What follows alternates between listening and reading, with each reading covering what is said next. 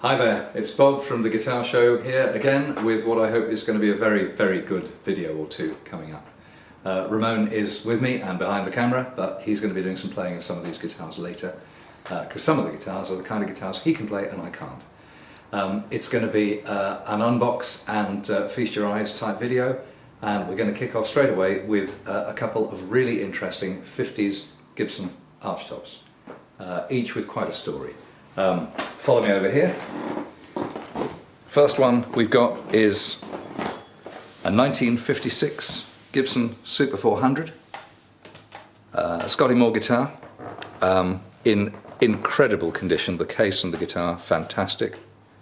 While the camera's up at that end, you can see the unique truss rod cover, unique to this model. The condition of the headstock, it's absolutely unblemished. It's brand new. It's beautiful. With the inlay and everything all sharp, and then down the neck, these unique inlays to the Super 400, multiple binding on the side of the neck, fabulously smooth fret ends, finished neck and all the rest of it. Coming down here, crushed celluloid edged pickguard, rare, unique to these things. Most important, not one but two Alnico pickups, which are like the P90's big brother. Seymour Duncan says they're clearer and louder than P90's, but single coils. You only see these pickups on 4 guitars, and you only see them on 3 guitars as a pair. On the Les Paul Custom, they're only in the neck. Going on to the etched tailpiece, Super 400 there, and what do they call them? Top hat knobs. Top hat knobs. But let's get it out, because as much of the beauty of this guitar is what's going on behind. So you've got the black stinger at the top and the mother of pearl inlay on the headstock, and then going down the neck you've got a real flame on the neck, amazing piece of maple, and then wonderful quilt and medullary grain coming on the back. It's a piece of work. This thing is almost brand new. Absolutely exceptional guitar.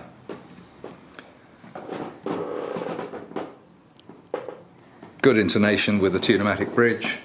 Obviously it's a floating bridge, being a jazz guitar. Just magnificent.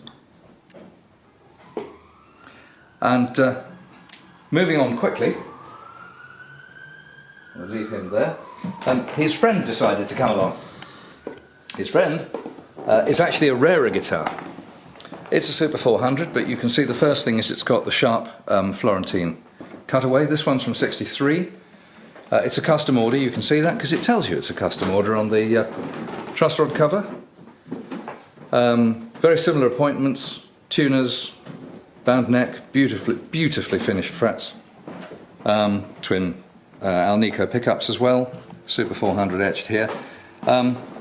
Cowboy armrest in matching crushed celluloid in fantastic condition. And what year is this? This is '63. And this was a custom order for a customer who apparently he went to the factory to choose his own wood, and look at the job he did. It's beautiful on the neck. Absolutely unbelievable. Black stinger and mother of pearl inlay again, but the state of this wood is... If this was the front of a Les Paul Custom, there'd be riots in the streets. Sorry, Les Paul Standard. There'd be riots in the streets. It's perfect. And other things that you've got, mid-50s, in fact early 50s speed knobs, because these are very tall, aren't they? You grab them quicker, I think. So they're very tall, and these are obviously, these wouldn't be normal on a regular production '63, nor would these. These were discontinued in the late 50s, the Alnico pickups. So all of these are out of, this is a custom order, kind of stocked from on request from a parts bin, but a unique guitar, and the guitar is fully documented in the shipping records as well. And did the Florentine model always come with this armrest? No, only this one. Yes. So that was probably custom made. That's a custom order as well. Yeah. And even if you see underneath, see the way it rests on the body. It's got little felt pads. Oh, I see. So it's attached here, but it rests on felt pads there. I mean, the attention to detail. The guitars that Gibson was producing around this period of time are just art. This was absolutely one of their strongest periods. It's just magnificent in every sense. And it's a big guitar, but when you play it, it doesn't feel big, and it's heavier than a light guitar, but it's not very heavy. It's a comfortable guitar. You can see a jazzer, you know, happily playing this all night. I'm not going to play it because I'm not a jazzer. More of that later.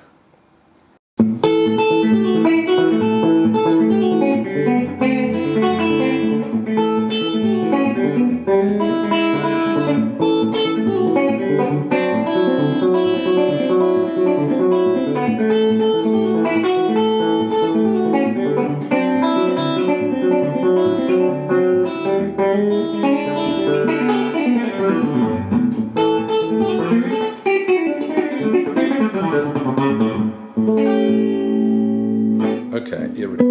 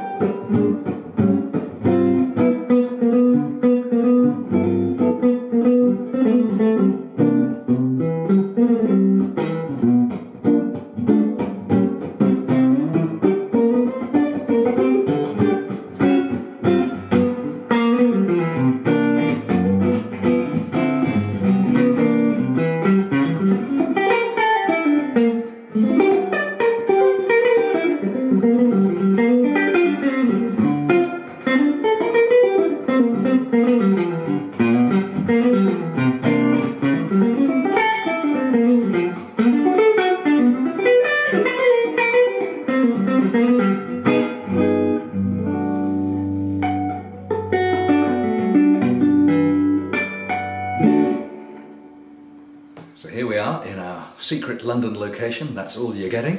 Unboxing some amazing vintage guitars for you today. Still on jazz boxes and art shops. We've had a couple of Gibsons so far. Now, a couple of Guilds. First up, a 61 Guild X500B in blonde. Again, the appointments on this guitar, everything from the engraving on the Guild tailpiece, these really unusual transparent knurled knobs with Guild logos, and instead of the little arrows like you get on Gibsons, these have got pins in the wood to show where the volume settings are. Pickup selector switch here. Diamond Dynasonic pickups like you get on 50s Gretches, but with white plastic infills instead of black. Sound fantastic, especially in the middle position. Beautiful neck inlay with abalone fillets. Another very Guild thing. Guild used to do a lot of this in their high-end guitars, and the higher-end Guild headstock logo and everything. And tuners made by a German company called Kolb, with these stepped mother-of-pearl elliptical, what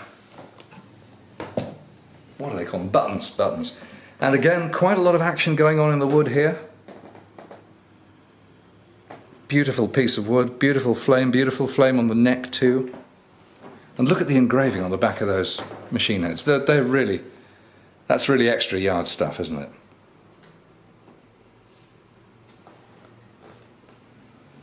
Even flame on the curved sides. And this is unlike the Gibsons which we just saw, which were carved tops. These are laminates. So this is laminated spruce top, and therefore it'll be pressed rather than carved. This one's got a standard floating wooden bridge, typical jazz accoutrement. And as I'm holding this guitar, it feels substantially less big than the Super 400s we just had. The Super 400s are big guitars. And again, lively, bright, plenty of action going on. Really special guitar. If we move on to its brother, in the next case, this is a fairly rare bird as well. Another Guild, a Duane Eddy model with lots of stuff going on here. Interesting strings. These are slightly golden. Huh. What's going on there? They're just so you've got a matching aluminium Bigsby bridge with a rocker. The rocker, the bottom of of the bridge bar itself is actually not flat, it's curved, so that it can move slightly with the strings. You can actually, if I move it, you can actually see it moving. Helps the vibrato. And a Bigsby, but obviously a Guild branded Bigsby. The experts out there will know which number this is. I don't know whether it's a B6 or whatever it is, but Guild branded. Again, unusual controls, and the little pins in the wood show where you are, where your settings are. Diamonds again. A more modest neck, and the more modest Guild Chesterfield inlay, so less fancy than the X500. Master volume here. I think, was that only on the Duane Eddy model? Yeah. Because he'd like to set up his sounds and then just have master control without fiddling with his controls at all. You've got your Kolb tuners again, and engraved but not highlighted in gold anymore, just probably nickel silver.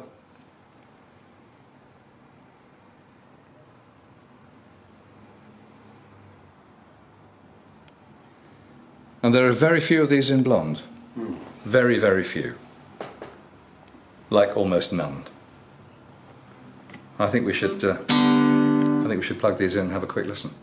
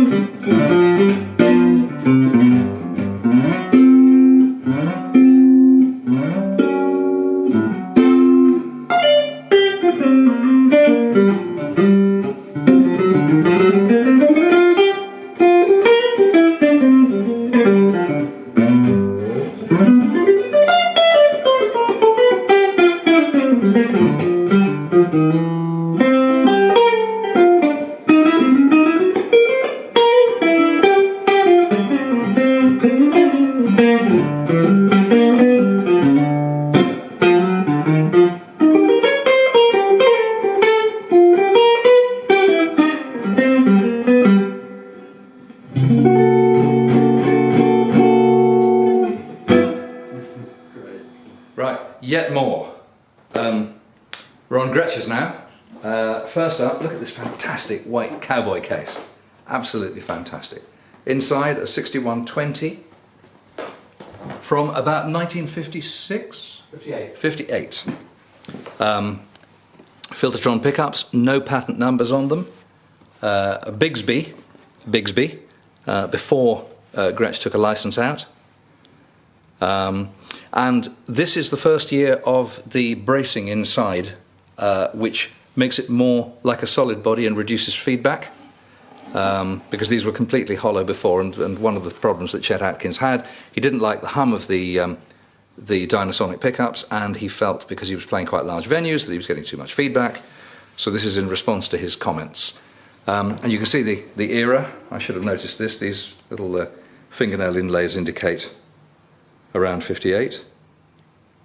So I was told that the craftsmanship on these guitars, compared to the craftsmanship that was coming out of the Gibson and the Epiphone and Guild factories at the time, was a bit sub, and they can be more difficult to play. And that's certainly my experience of Gretsch's. I don't have many in my collection. But just picking it up and feeling this neck, it's very, very easy on the hand. This is a good player. It's a nice shape. So this is definitely, if that is a rule, this is definitely an exception to it. And it's a lovely weight, beautiful colour, fantastic condition. And this wonderful chrome-plated bar bridge as well. It's a piece from its time as well. Look at this. There's no wear on the back of this at all. One thing for the geeks. By 58, Gretsch were putting a screw in to help stabilise the neck, covered by a dowel, because they were having a lot of issues about necks coming off because they were using hide glues at the time. And that's certainly borne out by my 56 Duojet, which has got this repair on it. You can actually see this, and I never knew what it was before I saw this one. But mine is a retrofit repair, whereas this is actually factory stock. Usual Gretsch over-engineered parts, lovely heavy knobs. The first strap locks. In fact, this one's going. This one is not going. This whole screw is going to unscrew. But sometimes, Yes. yeah, no, the whole thing's going to unscrew. But Gretsch were the first company to have strap locks on their guitars. This one will do it. Here we go. This actually unscrews like that, and so you put the strap on there and screw it back up, which is a real pro feature. That even today, people are gouging their guitars out to put strap locks on when they go on tour, so that at least they don't drop their guitars, But that's quite a piece. So the first iteration of that style of 6120, as ever with the most, Gretsch case linings are a piece of work in themselves. They're just delicious to behold. Moving on from that, we've got a pair of Country Gentlemen. I've borrowed this guitar on one occasion before, and it's really beautiful, and it is very rare. Both the guitars that you're about to see are from the first production batch of this instrument. This is a slightly thinner. I think it's just Slightly thinner, absolutely right. You've got you've got your Filtertron pickups again, and your bar bridge. Similarly, this is manufactured in 57, so it's a 58 model. To reduce feedback, they closed in the F-hulls. But what's interesting about these, I think the later ones, by the 60s, they were painting the F-hulls on. But these are plastic inlays. And a little retro story, they made these guitars and they suddenly thought, how are we going to put the label in it? We've just closed off the holes. I mean, I wouldn't like to have to rewire this guitar. You'd obviously do it through the pickup holes, but you'd have to be one of those luthiers with quadruple jointed monkey arms. So, Bob, what you're saying is, these are actual holes here. These are holes that are filled in with plastic. With plastic, so they're not just a sticker. And if you run your finger over it, it's very slightly uneven. So it's not just a sticker. It's not a sticker. The hole. Yeah. So that's the reason why they put the label in metal on the headstock instead, because they basically painted themselves into a corner. Grover Imperial tuners, beautiful and now rare and sought after, and a metal nut. Very early incarnation of a metal nut. That would be popularised in the 70s and 80s, but in the 50s that was pretty radical. And a very unusual finish, this as well. You quite often see them, there are some paler and there are some darker, but in the middle this kind of colour is very unusual. Again, you could eat your breakfast at the Savoy off this. Which is as you do. So that's one, and that's... what's in here, Bob? What's in this case, Bob? That's one of the first batch of those made. They were made in batches of around about 40, like Gibson guitars. Racks, sort of boats. 50, racks. 50 in this case. 50 in Gretsch. And 50 in this case, yeah. And they were kind of rolled through the factory on wheels. Nowadays, backstage, they call those things that you hang guitars in, they call them boats. This is from the same boat. This is the 17th. So it's the same model, and a lot of the same appointments, the metal nut and the Grover Imperials, and all the rest of it. But down the bottom end, there's some interesting business going on, because this is a bridge that would have been fitted probably only a year after its original sale and manufacture, so it's still period, but not quite the period. And this is a Gretsch licensed Chet Atkins trem, so it's a fixed arm, doesn't move. It has that beautiful movement that fixed arm Bigsby's have, that beautiful shimmer in the sound. But it can be a bit troublesome to play, because this is in the way all the time. So when you don't want to use the trem, and the reason is that Atkins used to keep a finger round the trem, and he used to have a thumb pick. They were basically the pivots of his hand for the sound. So that's why he had it configured this way. It's therefore, it makes the guitar slightly more difficult to play, but it's a fantastic period piece. Beautiful weight, lovely condition, and if you can hear very, very carefully, there's something inside, something rattling. Can you get it out, please? It's going to be a bugger of a job to get that out. It's going to have to come through the pickup holes. And again, another example of the maybe it was Chet's thumb pick. Maybe that's one of Chet's. Wait, we're trying. Chet, are you in there? Not today. There you are. Another wonderful piece. Again, 57 manufacture, 58 model year. Country gentleman in perfect shape. That's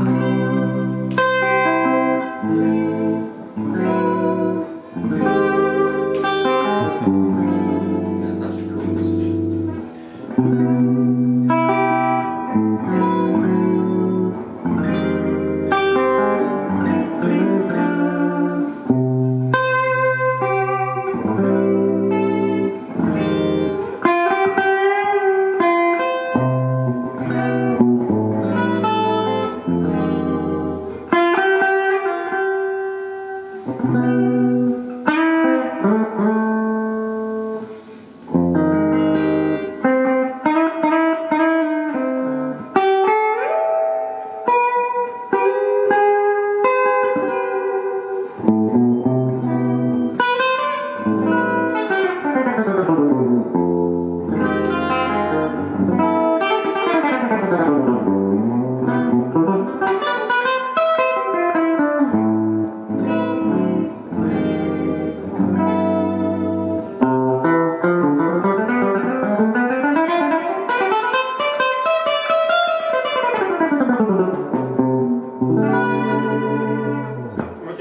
You know, like a